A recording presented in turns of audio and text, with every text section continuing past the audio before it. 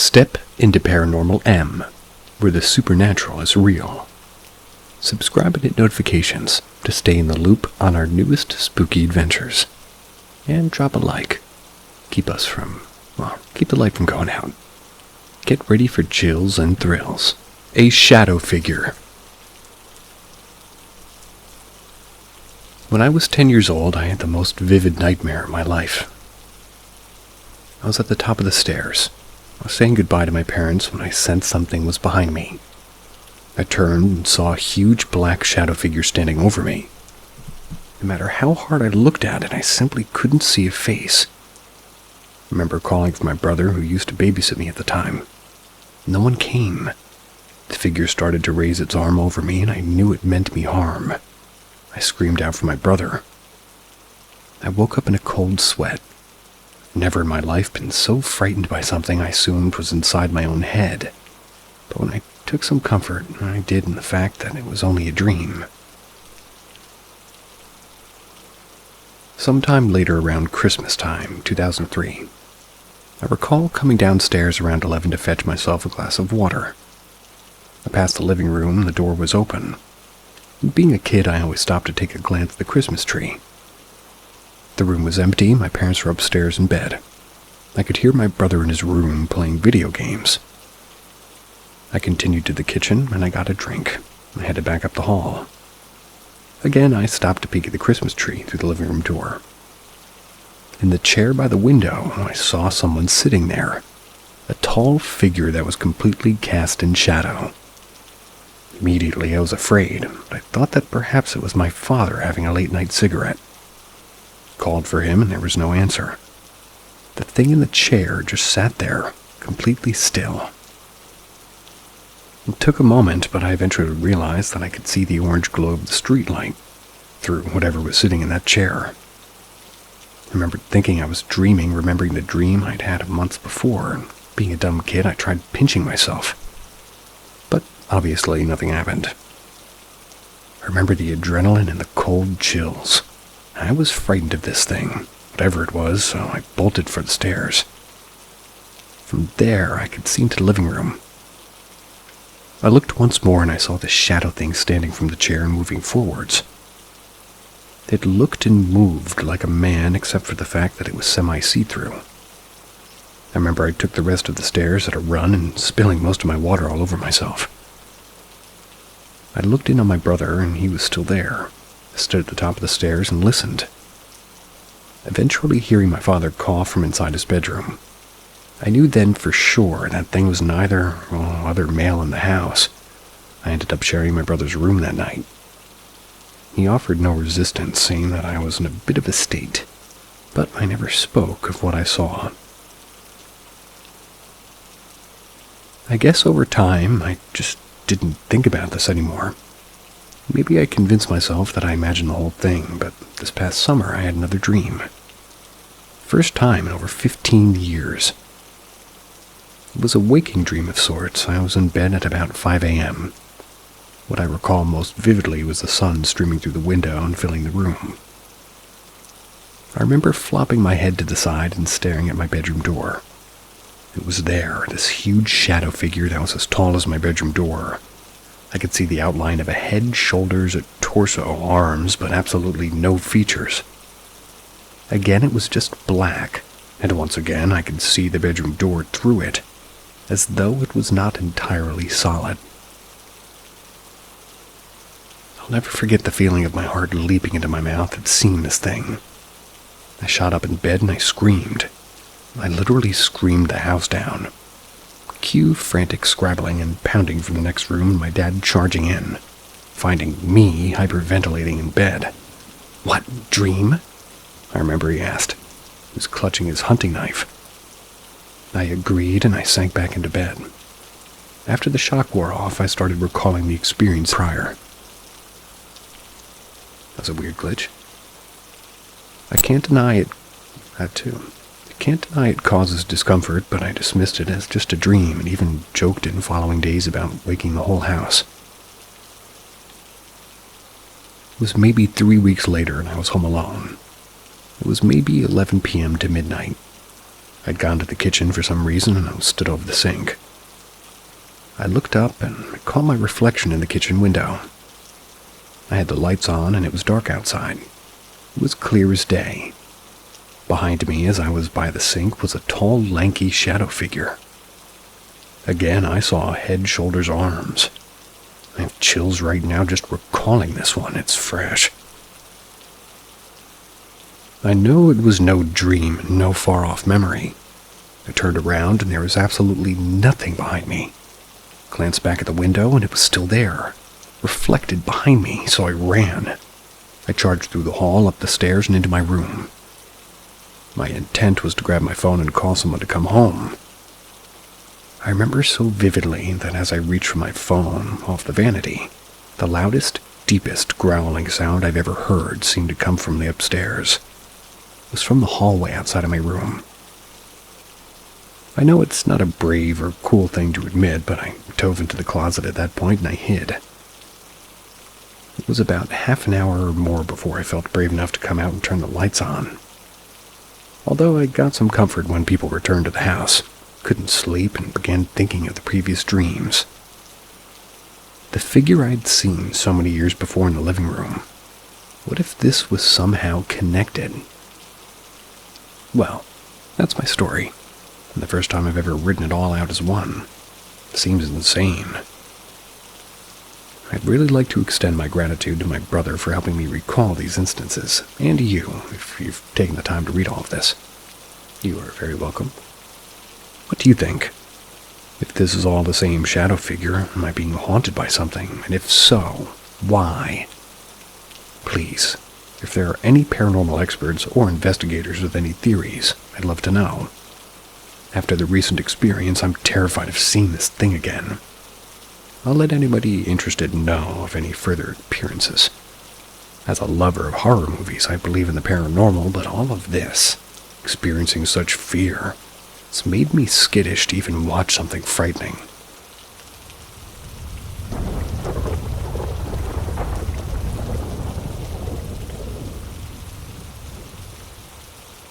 Sometimes you'd prefer uncomfortable silence. Years ago, probably about 2 decades, I just moved from Calgary, Alberta to a small town in northern Alberta, probably about an hour from the capital of Edmonton. The reason for the move was that my grandma was sick with cancer. Or rather, Grandpa. He had a stroke, and so my mother, younger brother, and myself moved the 4 hours to be with him and my grandma. We were going to move into the basement, and I was about 6 at the time. My younger brother was 5. My grandma's upper middle class in Canada, so her house is nice. Probably about 70 years old at the time of the story. Things were sort of odd off the bat. Getting lost in the house, fogging memories, I would have this uncomfortable feeling. If I was ever alone in a room, I would have it happen. A couple of weeks into staying there, and I would have restless nights. My younger brother and I shared a room, and there was always these shadows that stood behind us. The shadow had an uncanny resemblance to Anubis. Though I wouldn't have had this revelation until much later, when I was older and happened upon the image of Anubis. I would have just dismissed these things as imagination, and that it was dark, except my brothers had the same experiences. Now, that was creepy, but what happened next took the cake in my book. Adjacent to our room was my grandma's old room. Or, I guess as they're saying, the cold room. It was connected to the laundry room, and it's where she put the cat litter.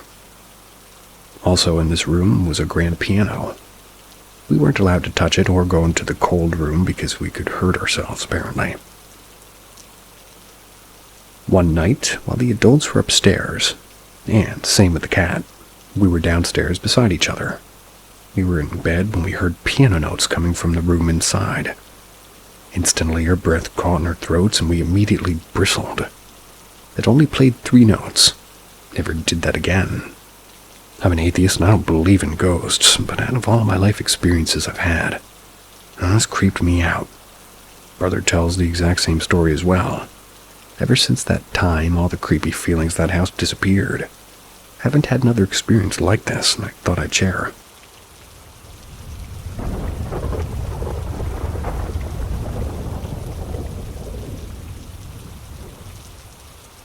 I lived in a house haunted by two entities. Since my mom and dad are divorced, I live in two separate homes at any given time. While my mom tends to find places that are well cared for and in decent conditions, my dad often invests in bottom of the barrel. Back in about 3rd grade or so, my dad and I had moved into a 2-story house in a pretty friendly neighborhood. We knew some of the neighbors and all that, but the house, it always seemed sort of off. A lot of the time I felt uncomfortable or unsafe. I'd cry a lot when I had to sleep since I felt so vulnerable being in my room alone. So, given my fears, I'd often sleep on the couch since our living room was close to the front door. Unfortunately, there was one night when my fear of sleeping in my room was completely abandoned since I saw something I decided was worse. It didn't look particularly scary, but the vibe it gave was enough to scare me away. Standing with arms slightly raised from its sides stood a completely black figure in the archway of the kitchen. It looked like a cardboard cutout almost. No texture, no visible depth, just black and empty. I was horrified. I ran off to my room and I ended up sleeping there. The second spirit in the house, though, was never really threatening. It always seemed to be a father figure, almost given I'd always been, having strained connections with my dad. The spirit was definitely a man, looked to be in his 20s, early 30s at the latest. He never gave me a horrible vibe, just the occasional accidental spook when I saw him in reflections. He'd look over my shoulder while I played with toys or sit in one of the chairs in the living room, which I saw as a reflection in our TV. He'd always been so warm and inviting. Part of me really wants to go back to that old house and confront that horrified me or whatever it was that did horrify me. But I'd be pretty hard up to explain to my skeptic dad.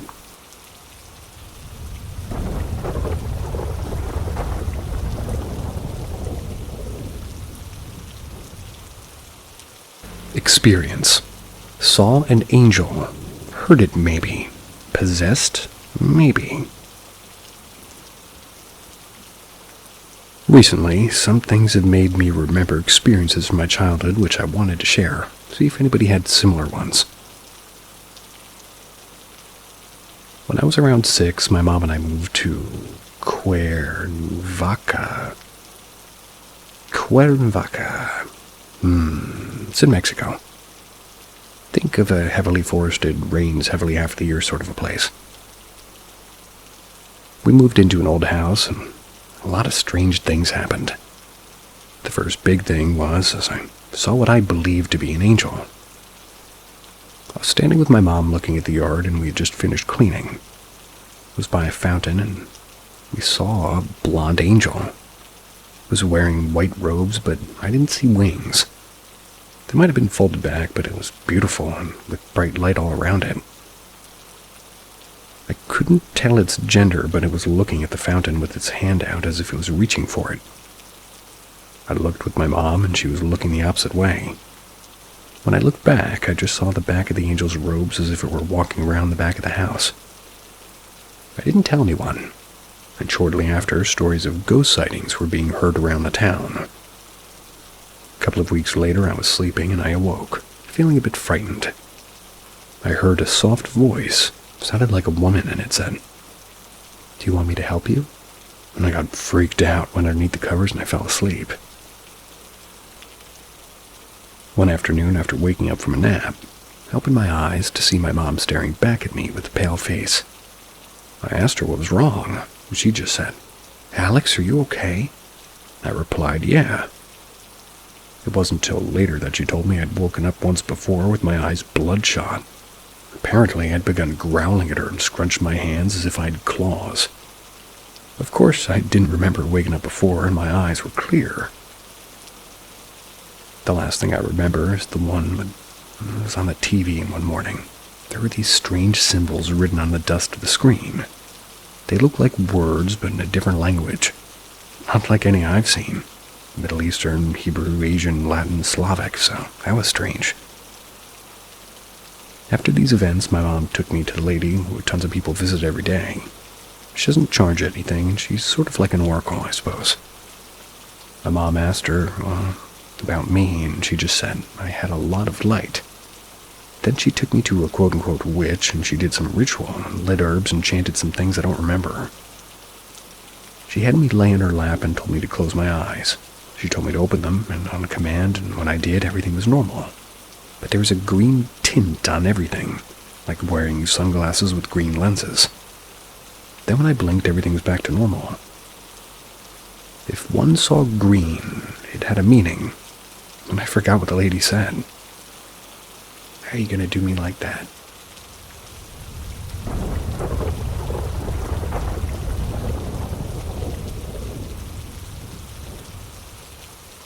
The Hat Man. What do you think this was? I had this experience probably around 7 or 8 years ago, but I still recall it in great detail. Myself and some friends had been at a wedding party and decided at around 2 or 3 a.m. that we'd like to have a wander around, so that my friend could smoke a spliff away from the main guests. Being a local, I said that I knew a place a couple of minutes away that would be a nice place to sit and have a couple of beers and smoke. The place I mention is a very large oak tree in the middle of a nearby field, and it was a full moon and clear skies or close to it. It'd still be fairly light out. As we approached the field, down a long set of stairs next to the woods. A field next to stairs. I stopped dead and I told everybody to be quiet as I clearly saw a human-like figure by the oak tree. Being so late at night and far from houses, I didn't expect to see anybody around. All my friends told me I was seeing things. After looking again, I too believed that maybe I had just seen a shadow or something. Stepped over the gate and into the field. But as I got closer to the tree, I then saw this large figure appear to stand up from the ground and stare in our direction. Seemed to be around 6 or 7 feet tall, wearing like a trench coat, large rimmed hat, and was all black like a silhouette. This time my friends had also seen it, and it started to calmly and massively quickly walk towards us as we all sprinted back toward the steps. These were the steps we had first come down. I looked back and I estimate that the figure had gained around twice the distance that we covered running as fast as possible, while appearing to walk very calmly and never running. Once we got back to the road, it was clear that it had stopped following us, but we stayed in the area for around an hour just to see who it was, and nobody ever came up the stairs. The only access to these woods. Stairs going to woods, really? I'm convinced that this was something supernatural, and was hoping some people on here might be able to shed some light on the matter.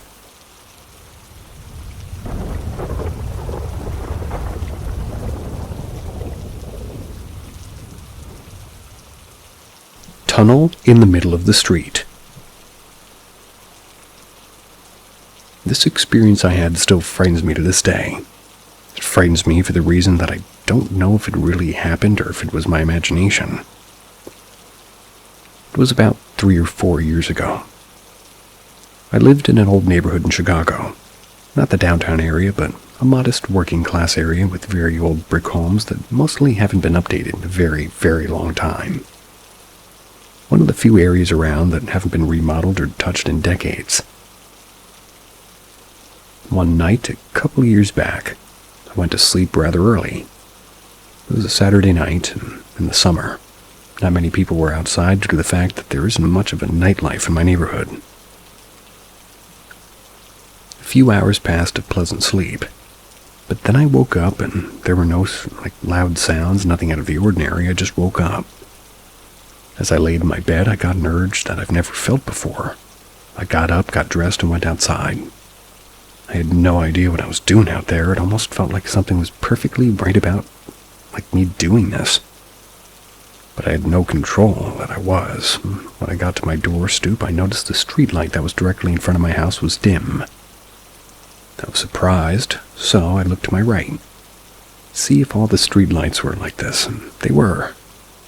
As I looked left down my block, I noticed the street was lowered and a giant tunnel entrance was right in the middle of the street. It was about 10 feet tall and made from brick. It looked incredibly old and dusty. Usually I'm not a curious person, but it felt right to go into this tunnel.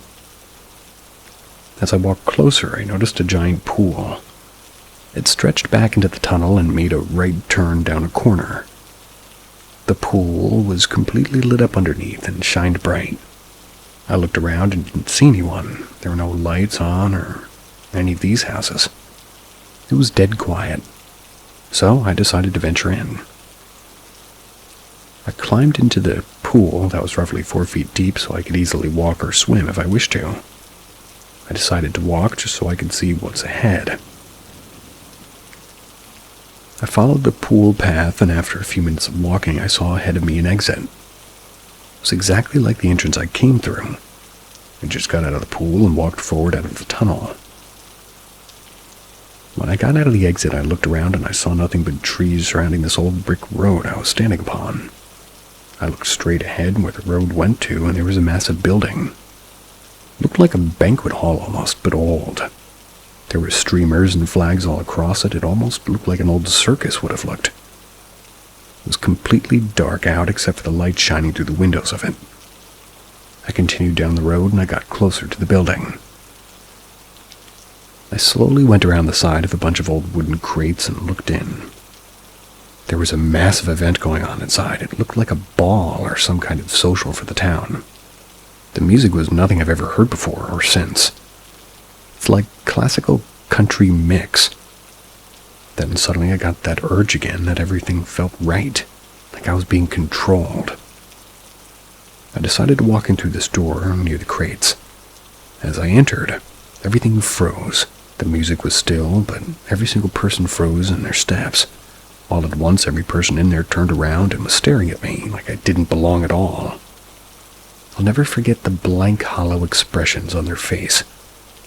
Almost a look of caution for me. That exact moment, I felt like I got a grip on reality and what was happening, and I backed away slowly, but when I went on a full sprint through the doors and down to the road into the tunnel, I didn't look back at all. I was terrified of what might be there. Got to the tunnel and lunged into the pool and swam all the way back. I quickly got out of the pool, dashed out of the exit. What I saw next almost made me black out. The tunnel was gone. There was nothing there, all the streetlights were back on, and the houses had lights on. Still feeling uncomfortable, I ran back into my house, sat on my bed, and I must have blacked out due to fatigue and anxiety. The next morning, I woke up and was laying in bed thinking to myself, what a horrible dream. After a few minutes, I decided to get up. That's when I noticed my shoes were on, my clothes were still on, and my bed was soaking wet. Not just by my pants, I didn't piss myself. But my pillow was soaked too, like I just got out of the shower and didn't dry off, and my shoes were soaked as well. Never forget that moment, I'm still in shock. I don't know if it was a dream or what. And I'd like to know what the water smelled like.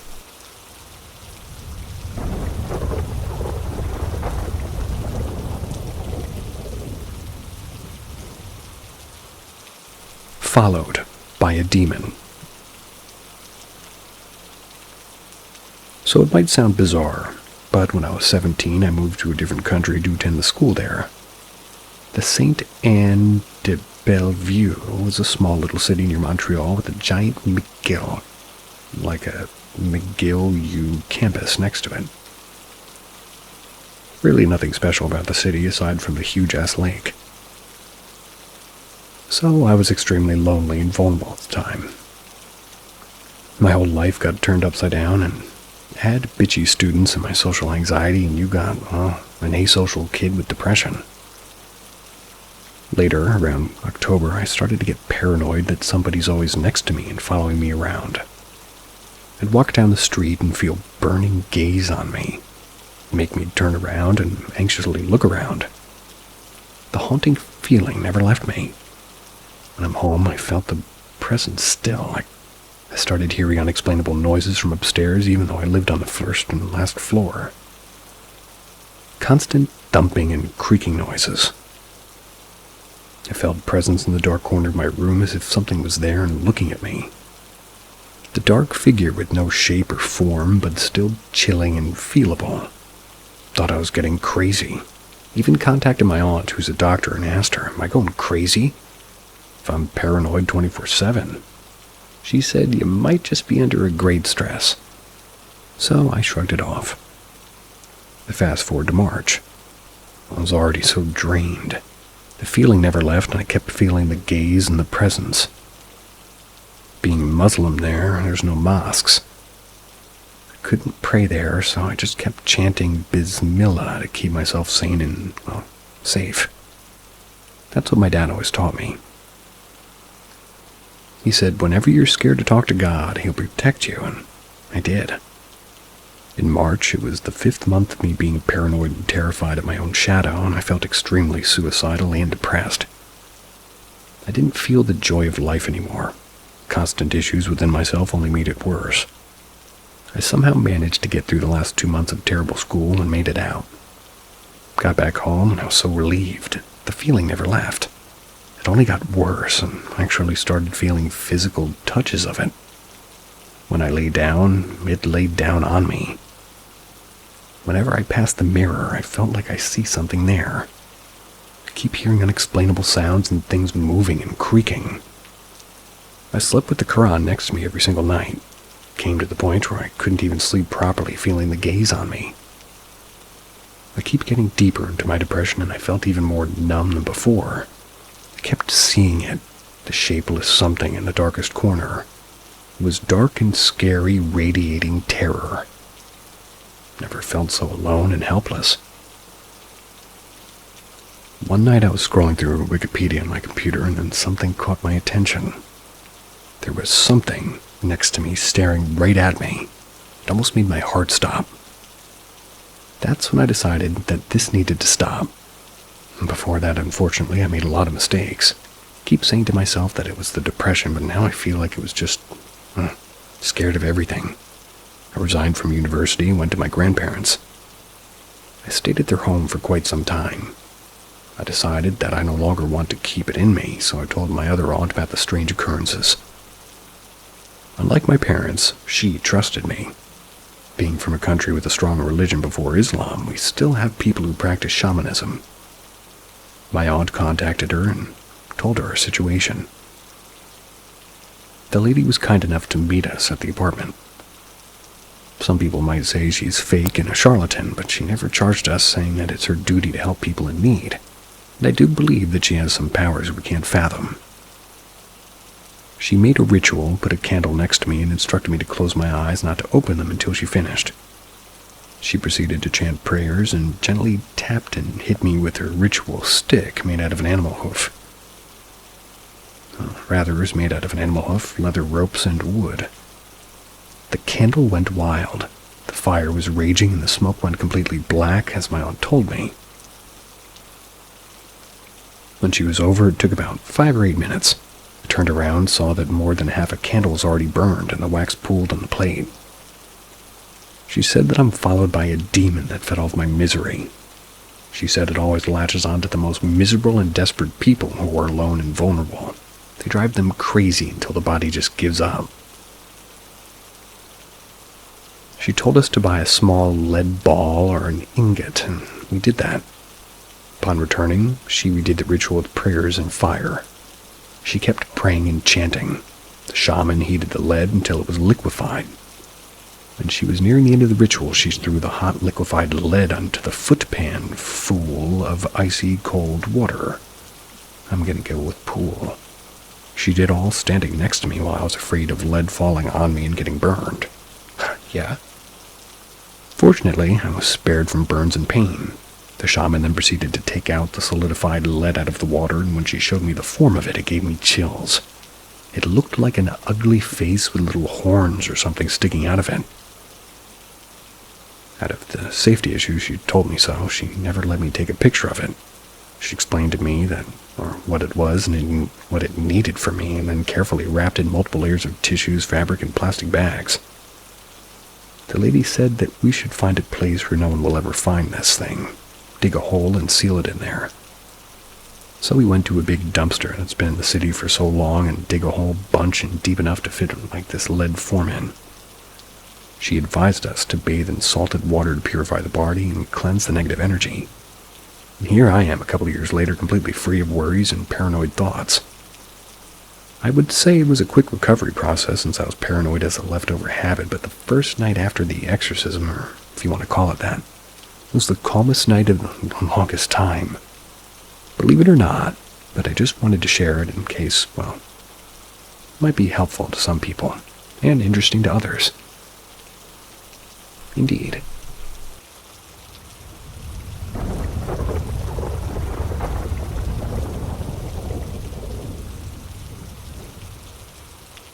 Something that happened 13 years ago. So my older brother and I were talking tonight. It brought up some old memories of their old haunted farmhouse. Just a little background about us. I met my brother and my two older stepsisters when I was 11 at a country fair. My mom took me and my two sisters I lived with all my life to. She threw these three other siblings on me all at once and told me that my father, the sperm donor as I like to call him, that he had 3 kids through a previous marriage. Well, the first weekend I went to stay with them after a few weeks of going to their house as a way to sort of help me bond with them better. My two older sisters I had lived with came with me because they became friends with this other part of the family that I'd never met before, to help me feel better about staying the night with them. Well, my older brother and I were staying up late bonding for the first time over our love of baseball games on the PS1. So we were playing the PS1 with both doors to his bedroom open, just in case the girls wanted to come in and switch out to give one of us a break from playing the game. We started noticing the doors in this old farmhouse closing, so we just thought that the girls were up playing around at 1 a.m. All of a sudden, we heard somebody run down the steps full speed. One of his bedroom doors were right next to the staircase. We didn't see anybody come down the stairs, so we just brushed it off thinking maybe we were just hearing things. Until the PS1 shut down all by itself. So we turned it back on and went back to playing the game. Only this time using cheat codes to turn the baseball players' heads into pencil heads. Later on that night, we hear the fridge open and a jar of jelly come crashing against what we thought was the floor. We go into the kitchen. There's glass and jelly all over the wall directly next to the fridge. So we start looking all over the place trying to find a culprit. Wound up cleaning up the mess and going back to the room to play our game. Maybe 30 minutes later we say baseballs in the bedroom and it's starting to wobble in a circular motion. Then all of a sudden it stopped and we could hear footsteps running up the stairs. We chased the sound all the way up to the room where all 4 of our sisters were dead asleep in 2 bunk beds. Still gives me nightmares to this day, along with the other stuff that happened in that house. There's a few more strange things that happened in that house, but it's one of the ones that still creeps me out the most.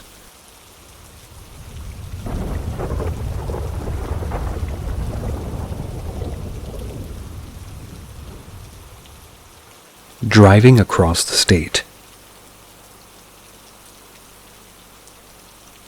Back in January of 1995, while driving home on leave, I experienced something strange out of a movie. I was getting ready to be deployed to Gitmo for a joint task force mission. I needed my parents to take care of 2 kittens I had adopted a few months earlier. The drive home would usually take around 6 to 7 hours. I didn't mind the drive. Anybody who's ever driven down through Texas knows that you can drive for quite a while and not see another car on the road. So it's about 9 p.m. and I'm about 15 minutes outside of Seymour, Texas, heading toward Dallas. The 2 cats that for the most part had taken up residence on the back section by the rear window had been sleeping. It was here that things started to get strange. I noticed about 200 plus meters behind me another vehicle's headlights. Thought nothing of it. A few moments later, the cats both start making this moaning noise over and over again. Figured they needed to go to the bathroom, so I pulled over. I'm in the middle of nowhere with these 2 cats freezing because it's January, waiting for them to do their business. After about 5 minutes and a cigarette, I decided to put them back in the car and gave him a little dry food and just began heading back down the road. So 10 minutes go by and I see headlights again behind me, possibly a little closer than before. Both cats jump up to the rear window and start making their noises again. It's here where I realize that the car behind me earlier never passed me when I was supposed to be stopped. I started to slow down to let the vehicle pass me, but after going over a hill, the headlights just vanished. No car ever drove by. I went through another small town and stopped to stretch my legs, and it would have been around 10 p.m. now. Wouldn't have much longer to go. Started back on the 2-lane interstate, and I was moving along around 65 or 70 miles an hour. And sure enough, about 10 minutes out of the town, the lights returned. And this time, I said screw it, stepped on the gas. As I approached a bridge heading into the next town, I blew past a police car. He, of course, turned around and lit me up. Pulled over and rolled down my window and showed him my driver's license, military ID, and badge. He asked me what the hurry was, but seemed sort of distracted while he stood next to my car. He kept looking up at the sky. I told him that for the past hour I was being followed, and that no matter what I did, the vehicle behind me just basically kept pace with me. He let me off with a warning, told me to take a right at the flashing stoplight and cut through town. He said that he would stop the next car to come through and check him out. He also mentioned that they were receiving multiple claims from nearby residents of weird lights in the sky and noises. Thanked him, and I did as you suggested. Didn't have any other issues the remainder of my trip home. If anybody else has had a similar incident or an encounter, I'd love to hear more about it.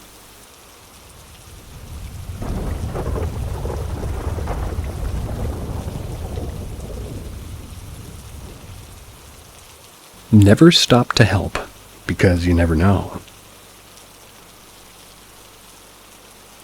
This story took place in Texas, back in the fall of '94. I was traveling from a small town outside Dallas called Grapevine. I was heading to my duty station in Lubbock, Texas. I would never take this route again after what happened this night, along I-20. I was traveling alone, and I had left around 7 p.m. on my road trip across Texas. If you've ever been to Texas, then you know that you can drive for hours on end and still be in Texas. Anyways, the story takes place about 30 minutes outside of Abilene.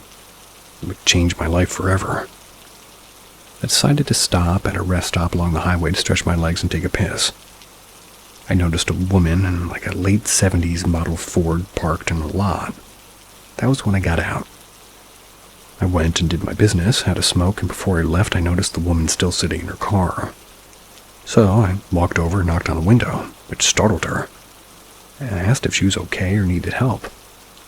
She smiled and said that her tire was flat and that her battery had died while she was waiting here. I asked if she had a spare tire, and she said no. I asked if anybody was coming to get her. She said that her daughter was supposed to, but it's been several hours of her waiting. I asked where she was going, and she said Abilene. So I offered to give her a ride if she wanted. She started crying and said that would be wonderful. So we started heading to Abilene and make small talk.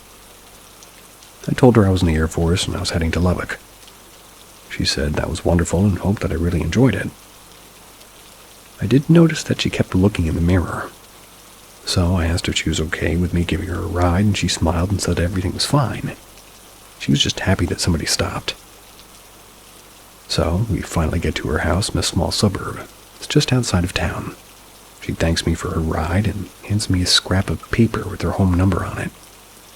She asked that I call her when I get to my destination so that way she can know that I made it safely. I thanked her and I said I would, but I'd wait until the morning since I knew it would be late when I arrived in Lubbock. I arrived at Reese AFB. That was late at night and stayed on the base of there's a hotel on the base, so an on-base hotel. I got checked in, took a shower, and went to bed. The next morning I got up and got dressed for the day, and I went to find my unit HQ. I didn't even think about the night before. I had so much to do, checking squared away, and, wouldn't be for another 2 weeks before I came across that scrap of paper with the number. I felt bad that I hadn't kept my promise to call. So I decided to stop, and I gave her a call. I called the number and a young woman answered the phone, so I asked for Sandy. The woman on the line said, "Who?" I apologized and I said, well, maybe it was Sandra. She asked who this is. I gave her my name and explained that I'd just given her a ride a couple of weeks back. She said that I must be confused. I read the number off the paper in my hand just in case I dialed the wrong number. She said, no, I had the correct number, but I couldn't have given her mother a ride home because she'd passed away in the early 80s. She was apparently driving home and began having car troubles. So she stopped at a rest stop just outside of town. When she didn't make it home, her father, the woman I was talking with, became concerned. It was at that time that there was a knock on their door and 2 state troopers and a local police officer were at their door. She said that a trooper saw the vehicle stopped at the rest stop, stopped to check it out. What he found and what she told me gave me the chills. Her mother had been brutally raped and her head was bashed in and somebody had slid her tires and disconnected her battery. And the worst part was, she didn't die right away. There was bloody handprints on the window, steering wheel, and the shifter. She was trying to leave and the trooper said that they didn't have any suspects. But there were times that certain motorcycle clubs would pass through at night, and I described the car and what her mother looked like, what she was wearing as best as I could recall. She definitely didn't look old enough to have a daughter my age. Her daughter just started crying and asked that I not call back. A few days later, I received word to report to the squadron commander, so I headed over to our building. When I arrived, my captain called me into his office and began asking me questions about where I lived and when did I drive and what route I took. I immediately knew something was wrong. We then went into a briefing room where my CO and the Texas Ranger and State Trooper were seated. I introduced myself and I took a seat. They began by asking the same questions my captain had previously asked, and why I had called the number and spoke with the woman. I explained everything as clearly and as much detail as I possibly could.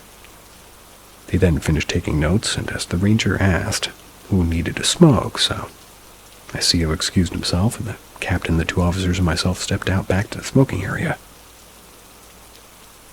This was when the ranger informed me that he was the trooper who had found the car back in the early 80s, and that the only reason he came out today was because of the details I mentioned in the phone call to the daughter. The trooper said that they get calls about a stranded woman every so often, but when they get there, they never find anything. So, in closing, be careful who you decide to help because not everybody is who they seem. I'd like to state that for the reason specific timeframes aren't given due to the personal nature of these events. And I will retort with saying nothing bad really happened by helping this person, so why are you telling people not to help people? It's not like it turned into a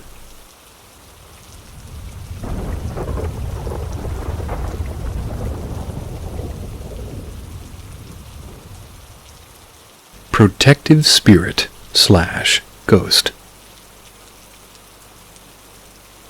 Background. So back in the early 90s, we lived in this house attached to the back of a general store. The house and store were pretty old, maybe early 1900s, late 1800s. Out in the store there was a cellar that was originally used to store goods back in the day. When my parents bought the shop, the cellar was collapsed and we couldn't access it anymore. Local historians said that the town used to be, well, apparently used to use the cellar as a holding room for the undertakers back in the early 1900s, because it was cool, apparently. So on to the story. The house and shop were always cold. I never felt alone in that house. Would have been 4 or 5 at the time. I distinctly remember waking up one night, an old lady in a yellow dress who I'd never met was sitting on the bed opposite mine. I remember hiding underneath the blankets and calling out for my parents. When they came, the lady was gone. Never spoke to them about it until I was a lot older. My mother also had 2 encounters with this lady in yellow, which I found out about later on in life. My mother isn't the kind of person who would make up stories for attention or embellish them. She recalled them once seeing a lady in yellow standing at the end of her long hallway. Apparently, they watched her do housework. She stood at the end of the hall for 10 or 15 minutes before disappearing. This was before I'd ever mentioned the lady in yellow sitting in the bed in my room. The other time, she had an interaction with the lady in yellow, and it was something that she said she would never forget. Another woman, we're going to call her Sharon, had begun hanging around her family, trying to court my father. I don't know the details of how far she got my parents, but I didn't divorce anyway. So Sharon had been hanging around, family friend and all that, and one day my mother confronted her about everything in her lounge room. They argued, my mother asked her to leave, opening the front door and told her to get out. As Sharon went to leave, she stopped and turned to abuse my mother once more before she left. Now, my mom said that as Sharon raised her finger to point at her, there was a massive gust of wind that came from inside the house and a flash of yellow. Next thing she knew, Sharon was laying on the ground outside the house and something had pushed her over backwards out the door. She said Sharon was as white as a sheet, got up and ran without saying anything. My mother and I were the only people in the family that ever saw the lady in yellow. My father lived there for years after the divorce and said he never saw anything. Said that they were making stuff up. My brother never saw anything either. I'd like to think that my mom and I are connected to the lady somehow. Maybe we have a gift, or maybe she only shows herself to some people.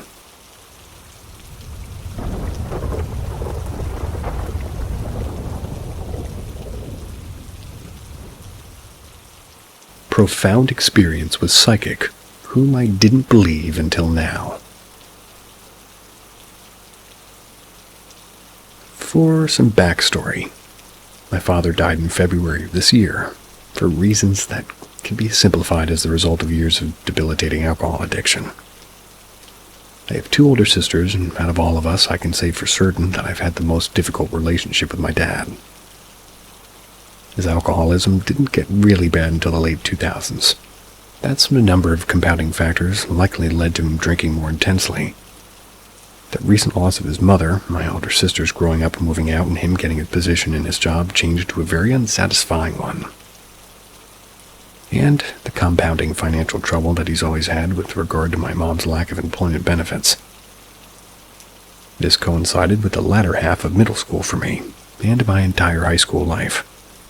So, for most of my adolescence, I only knew him as this deeply despondent man who seemed to have nothing to live for. While my sisters were able to grow up and move out, I didn't have such an opportunity, and I had to bear the brunt of his neglect. Flash forward to September, my mom makes an appointment with a psychic that we've seen before for similar reasons. We wanted somebody to assess the spiritual side of the family and give us some advice going forward. Me, my mom, my sisters all arrive sequentially. She works from home, so we arrive at her home where she does work. The first thing that she notices when starting her session is that she felt a very heavy feeling of apology in the room, and that whatever was causing this seemingly walked into the room before we even arrived. She distinctly wanted to point out this feeling of apology towards each individual person in the room. This alone wasn't really noteworthy, but then she started being able to bring up details that were persistent, or rather pertinent, to his death. Like a strong aroma of alcohol and seeing blood clotting within someone's body. She was also able to bring up the fact that he was found deceased by my mother, down the exact detail of being able to sense that she stopped momentarily before opening the door, having a strong instinctual feeling that he was dead. But what really got to me was that, in elaborating on this apologetic mood, she sensed that these emotions were directly towards me in particular. She made it a point to emphasize that this feeling of apology was directly towards me the most out of everyone in the room, even my mom. At this point, the unemotional daze I was in for the beginning of the session went away, and I nearly broke down sobbing on the floor. I was able to control myself before that happened. I still don't believe she's 100% accurate with what she was telling me, as it comes with human error and the ambiguousness involved in the messages she received, but that, I am most certain that was real. That had to have been my dad in some form. It completely matches the apologetic personality that he had in his life.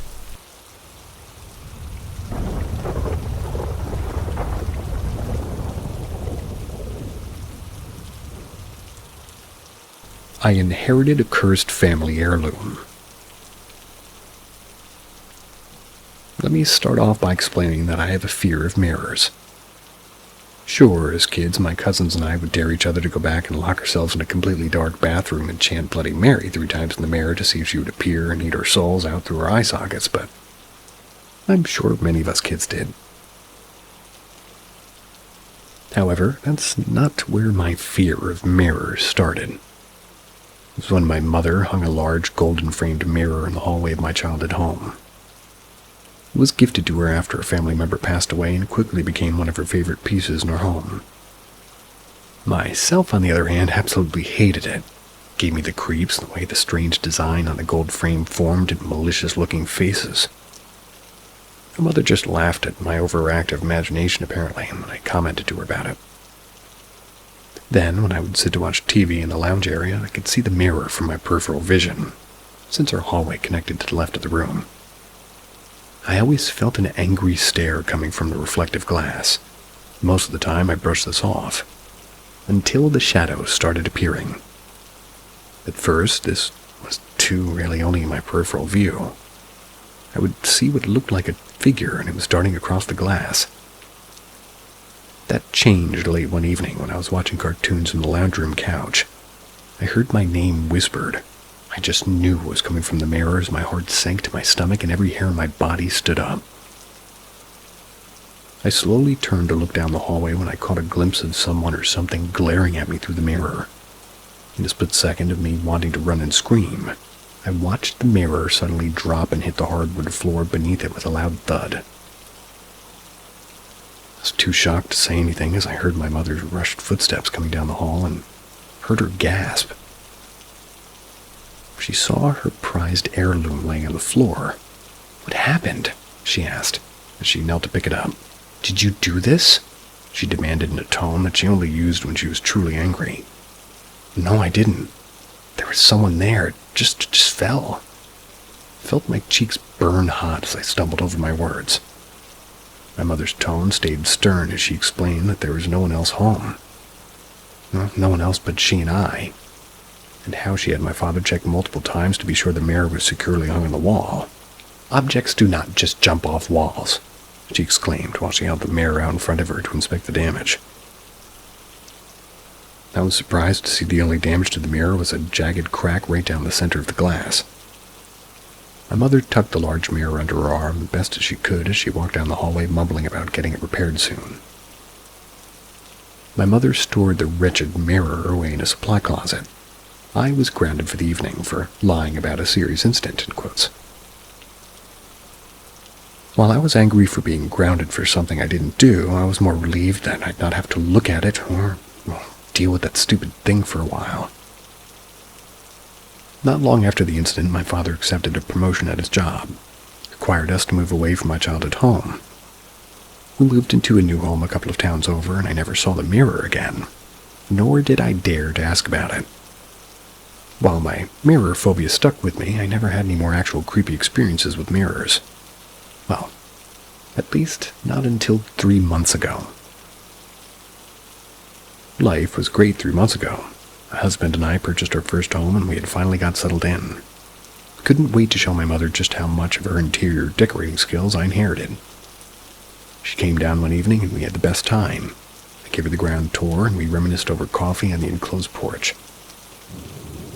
As the sun began to hide behind the mountains, I walked my mother to her vehicle as she had quite a drive home and work early in the next morning. "Can't believe I almost forgot," my mother half shouted as she excitedly tore open her backseat driver's side door. Before I could ask what she was talking about, she pulled out a large package that was wrapped in sky blue shining wrapping paper. There's no way I could not give this to my baby girl, her first housewarming gift. She grinned while rubbing her hands together. "Go on, open it," she laughed. I smiled at her as I ripped and gripped the beautiful paper and began tearing it to shreds. Just as I was telling my mom this wasn't necessary, I stopped mid-sentence. My eyes locked on the person staring up at me with a shocked expression. It was as if time had froze, as I realized the person staring back into my soul looked dumbfounded. It was my own reflection.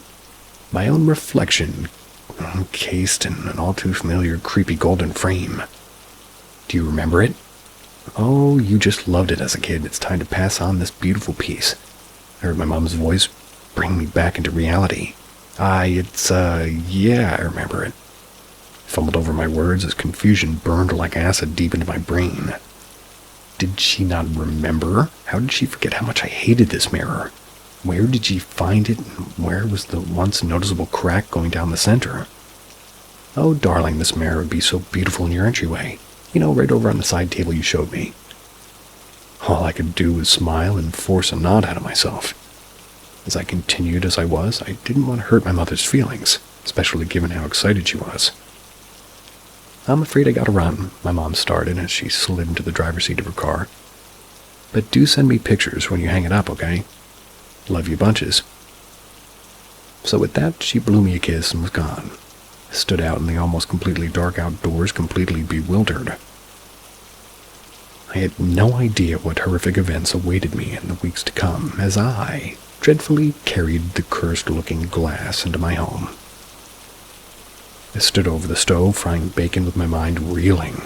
That's when I heard the front door open and shut. "Honey, I'm home." Heard my husband Mark call out, and I glanced at the kitchen clock. Right at 10 p.m. Mark had been working late, and that meant late dinners for us. "What is this?" I heard Mark ask as he entered into the entryway of our home. I saw Mark holding a large mirror in his hands, looking at it with such curiosity. My stomach tightened, and I felt a bile rising in the back of my throat. "Nothing. Ready to eat? Breakfast for dinner." I was trying my best to seem normal and not like I was going to vomit. Sure smells good," he grinned. "But I know you. What's up? Why dodging questions about the mysterious mirror?" I felt my fake smile drop. All evening I considered what to do with the stupid thing. I'd settled on smashing it to pieces in the backyard and burning the shattered remains until my mother texted me reminding me to send her pictures of it on display in our home. So it sat on the tile floor. I sort of leaned against the side table my mother had mentioned hanging it above, and as much as I hated to admit it, she was right, it was the best place for it. "Mom came by," I stated nonchalantly. "It's a housewarming gift." I shrugged and headed back to the kitchen to plate our meals. "Your mom couldn't just write your name on a gift tag like a normal person?" Mark chuckled. I turned to him standing in the kitchen, with that large, creepy mirror in tow. "What?" I asked, still feeling just as confused as I had since my mother's visit ended. "She wrote your name on the mirror with, like, her finger or something." He started looking at the glass with an odd expression. "Huh," I said as I stopped over to see what he was talking about. Just when I thought the knot in my gut couldn't get any bigger, there it was. K-A-R-L-E-E. Carly, written across the mirror in what did appear to be finger smudges. I felt all the blood in my body drain out of me. That was not there just a few hours ago. I stared at that thing forever before I brought it into the house. The glass was flawless, not a smudge or spot in sight. Even the aforementioned crack was gone. "Babe, you good? You look like you've seen a ghost." His voice brought me out of my trance-like state and the confusion engraved into his expression. "You know, Mom always doing weird stuff like that." Try to laugh it off. "Come on, let's eat." I grabbed our loaded plates and I headed to the living room. I heard Mark set the mirror down on the kitchen floor before falling behind me.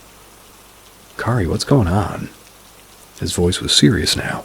Felt his touch on my shoulder as he turned me to look at him after I set the plates of food on the coffee table. I felt the tears burn as they started to fall from my eyes. "I'm just stressed. I'm trying to work from home and nothing's going right and the internet's still spotty. Boss isn't happy I've missed 2 deadlines during this movie and it's just stress," I said as I wiped away the few tears that had escaped.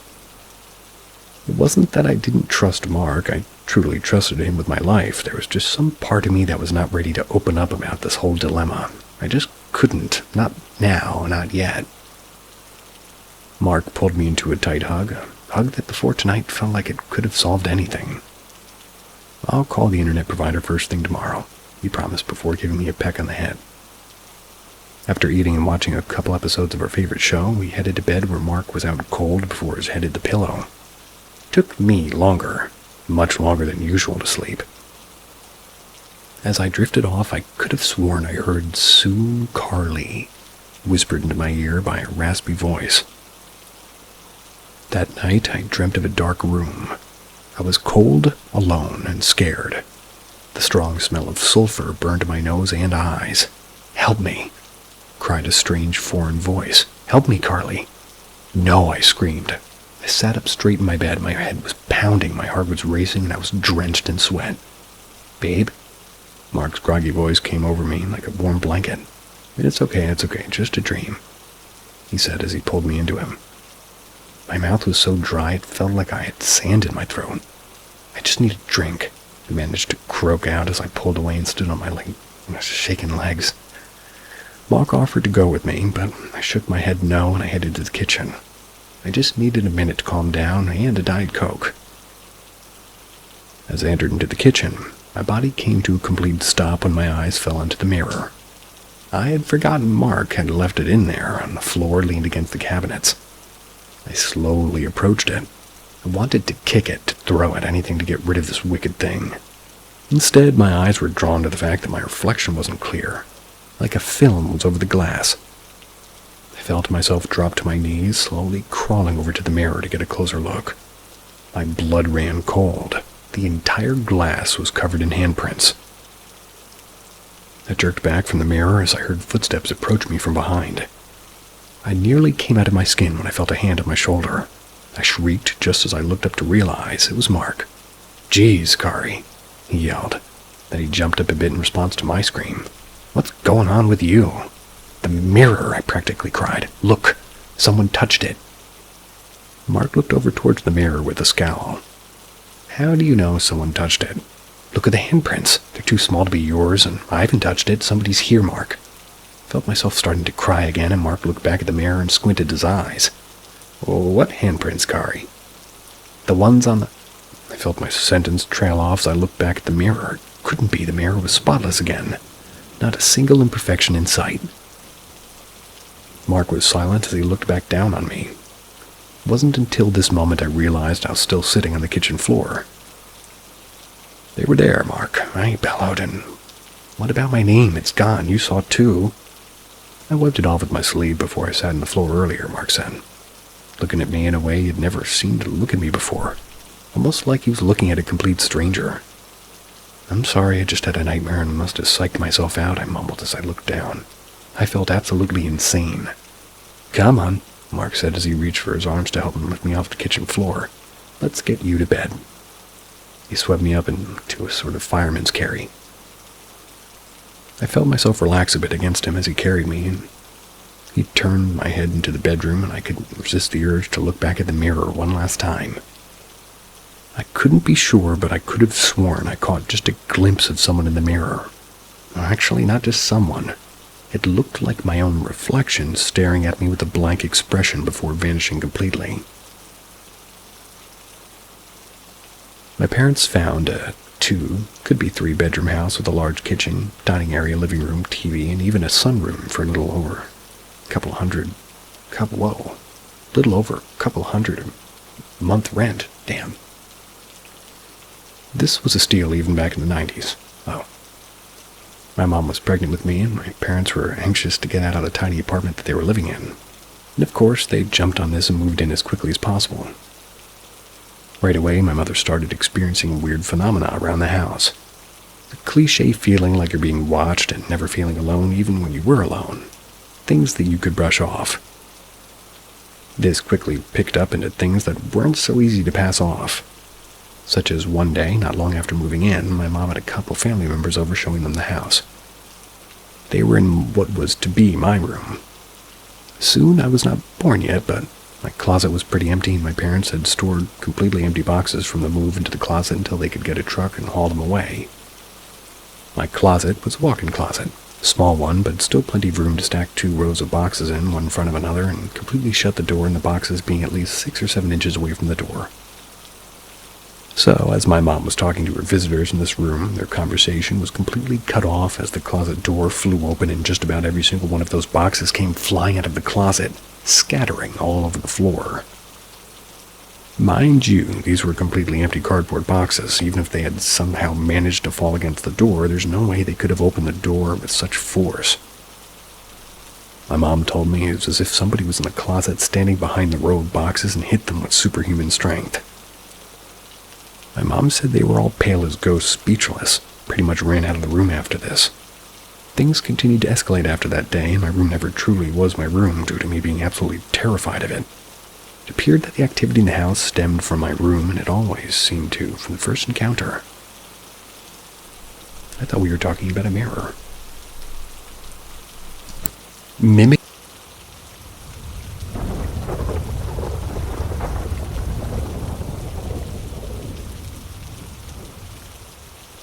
Mimicking voices. When I was a kid, my family moved into this old house. Some odd but harmless stuff happened, like hearing footsteps on the hardwood floors. But after we were there longer, something similar to your brother's story happened. I was 13, and it had been the last day of school, and I was having a sleepover. It was me, my oldest best friend, and 3 friends from my school. When it was bedtime, my best friend, let's call her Fran, and one of maybe 1 or 3 friends, we're going to call her Sarah, slept upstairs in my bedroom, and me and my other 2 slept in the bedroom downstairs. The next morning, Fran and Sarah were wide-eyed as they asked me if I was all right. I told them I was fine. I asked why they were asking like that. They told me that before they could fall asleep, they suddenly heard my parents yelling at me and crying. They said it was all loud and clear. They were sure that they had heard me specifically crying on the stairs. But it never happened. Me and the other girls had gone to sleep without incident. Fran and Sarah swore up and down that they were not joking. Then later that summer, Fran was sleeping over. She frequently did this. We were inseparable as kids, and we were part of each other's family. So anyway, we had decided to sleep in the downstairs bedroom. We were lying in bed and talking about whatever we were hearing in front of the doors opening. Heard my brother Danny and my cousin Jake talking as the door closes. It was odd because they were both living in another state. But we figured they were in town to visit, and we heard them come in talking about raising the kitchen, and they loudly went upstairs. We thought nothing of it really and went to sleep. The next morning we expected to see one or both of them, but we don't. No car in the driveway, no suitcases anywhere. So I asked my mom where they are. She has no idea what we're talking about. They had not come. They were in another state. And the last one. Lying in bed one night alone, I keep hearing my dad on the phone. Late at night, I hear the sound of him dialing and I hear his voice, but it's muffled. Went on for so long I crept down the stairs and peeked into my parents' room. They were fast asleep. Phone not in the room. It was a landline, and it was the 90s.